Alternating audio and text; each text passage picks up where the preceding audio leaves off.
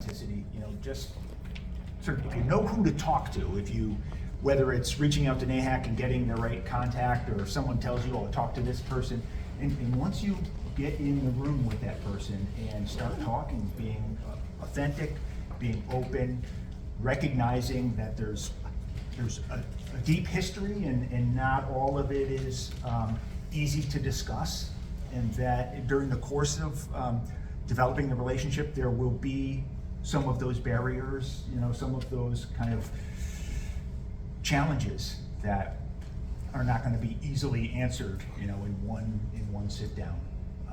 And I think as we've been talking over the months, we've pointed to a few things that that could represent challenges to moving forward quickly. And in many ways, those things make you stop, they make you think, they make you be a bit more reflective, and you end up having a better, like a more robust conversation, I think. So you can just sort of slow your roll a little bit. We're all enthusiastic, maybe I'm speaking for myself, but from the land trust perspective, we're enthusiastic about projects. We want to do this, we want to do that. We got grant funding, it starts here, it ends here, and those types of artificial deadlines do not fit well with relationship building. So I see people nodding their heads. It's tough. I've made mistakes like that where in the past, in a project, we got grant funding, we had the whole thing laid out, and it was like, all right, let's get our partners. And then you're trying to shoehorn different things into spots that already exist, and it's not the best way forward. We've all done that. But as Rahiem said, early and often, and just open, authentic, and having expectations that are kind of realistic.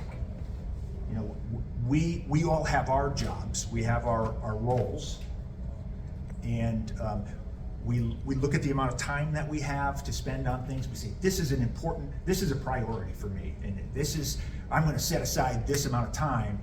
And then you start talking to somebody else, and they say, it's not really our priority.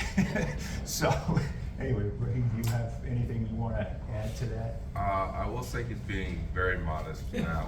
He is a very easy person to talk to. You can definitely sense the truth behind his words, and he means what he says, and he says what he means kind of situation. Another big part for him that is, I don't know if it's the same for anybody else in this room, he has worked very closely in the past with our tribe, so he has a lot of resources and people that he knows that he is reluctant to tap, but he has those people. They're all getting older. Yeah. The people that I knew 20 years ago Yes. sort of, I don't want to say they cycled out, but they moved to different roles within the Yes. tribe. So Yes. it can make it difficult if you're not like really tapped into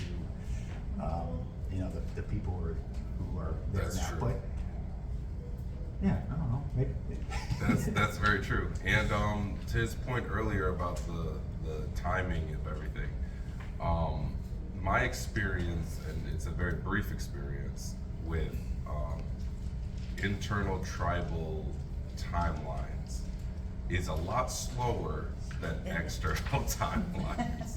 So yeah, just keeping that in mind. So if even within my own tribe, I'll send an email to somebody and I won't get a response for like a week. That's nothing against me or that other person. That's just the resources that we have to get stuff done is very different than externally.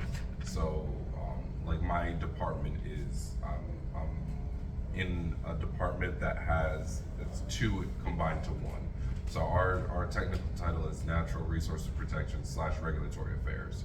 So people that are solely dedicated to natural environment is myself and one other person. So for the entire reservation, and then these kind of activities where you're trying to network and promote collaborations and partnerships with other institutions and even other tribal nations. That's two of us that have that ability.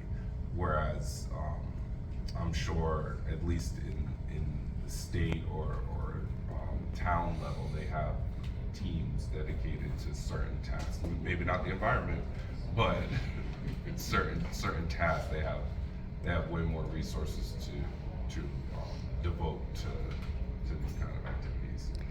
But as far as challenges, I think Toby nailed it on the head. Some of the main challenges are, one, knowing who to go to. And I want to reassure everybody that there is no one right person. Most of the time, like myself, this is my job to talk to everybody and to network and stuff like that. But even I don't have all the answers, or sometimes any answers. All I can do is bring the information to the people that I know would be the most appropriate person to begin the higher level conversations on actually making something stick. So in our community, most of the time that's a counselor. We have several people on tribal council, and then they have their own admins to support their initiatives. So if you don't know a tribal counselor or somebody like that in a tribe, it's starting anywhere is a good place to start. Another one is those difficult conversations, specifically around land. It is very difficult, and I find myself having to rein my own passion in when it comes to discussing land stewardship or caring for the land, and not addressing the elephant in the room and thankfully we did early on with it being originally the herd of elephants. Yes, with it originally being indigenous land that was taken, and now being asked to help fix a problem kind of a situation. But I think that's, once you address that elephant, once you acknowledge and being open to receive what they have to say, because everybody feels different about it. Every tribe even has different stances on it. But once you address that one of those main issues, and you find a way to move past it, I think that's a huge hurdle that isn't as big as people would think. So I know our conversations of it are very casual. They aren't formal by any means. Most of the time we're walking on a trail from Avalonia's preserve or something like that, just talking and trying to find a way past or find a way to build following a trauma like that, because it's not just a trauma on our end. I find that a lot of descendants from the European side hold a lot of guilt unnecessarily, because it's nothing they did. They just are sort of benefiting from a system that was designed for them to benefit. That's not anything against them as an individual. And I think that's, at least in my talking with a lot of tribal members and my cousins and stuff like that, that's a general, without oversimplifying it, that's a general consensus of most of my family members that I've discussed with it, that there's no ill will or animosity towards any one individual unless they've brought it upon themselves, in the sense like we have certain individuals in the communities around us that specifically will not deal with tribal members. They kind of earn that animosity. But anybody else, like, if you come in good faith and in a good way, then and open, I think that's the best bet and the best way to get over a lot of these perceived hurdles. And to the keynote speaker before, a lot of challenges are just opportunities in disguise kind of situation.